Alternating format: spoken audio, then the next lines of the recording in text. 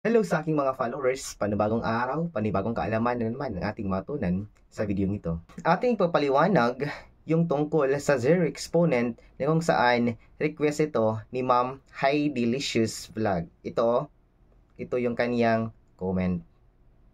Bakit nga ba sinasabi sa zero exponent rule na any non-zero number raised to zero, the answer is always 1? Ipapaliwanag natin yan sa simpleng paraan. Okay. So, let x be any non-zero number that is being raised to 0, so the answer is always 1 based on the zero exponent rule.